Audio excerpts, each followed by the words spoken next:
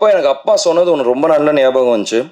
அப்பா கள்ளழகர்ல யானை கூட இருக்கும்போது அவர் தான் டெய்லி சாப்பாடு ஊட்டி விடுவார். அப்பா அது கூட ஃபுட்பால் விளையாடுவாருன்னு சொன்னார்.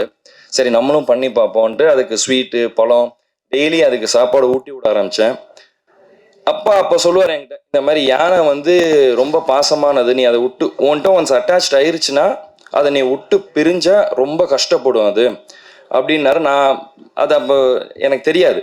இங்கே நான் ஒரு யானையோட நடிக்கும் போது தான் அது எனக்கு தெரிஞ்சுது. ஃபர்ஸ்ட் ஷெட்யூல் முடிச்சுட்டு போகும்போது யானை 2 நாள் சிக்காச்சு. நாங்கள் திருப்பி அடுத்த ஷெட்யூல் வரும்போது அதுக்கு என்ன ஞாபகம் இருக்குமோ இருக்காதோன்னு எனக்கு ஒரு டவுட் இருந்தது. ஆனால் அது என்னை பார்த்தோன்னே ஓடி வந்து என்கிட்ட நின்று டான்ஸ் ஆட ஆரம்பிச்சிது.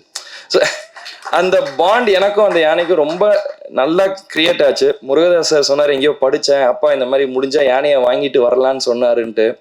அதே தான் நானும் என் டைரக்டர்கிட்ட கேட்டேன், தமிழ்நாட்டில் அலோவ் பண்ணாங்கன்னா சொல்லுங்கள், நான் மணியனை கையோட கூட்டிட்டு போகிறேன் அப்படின்னு.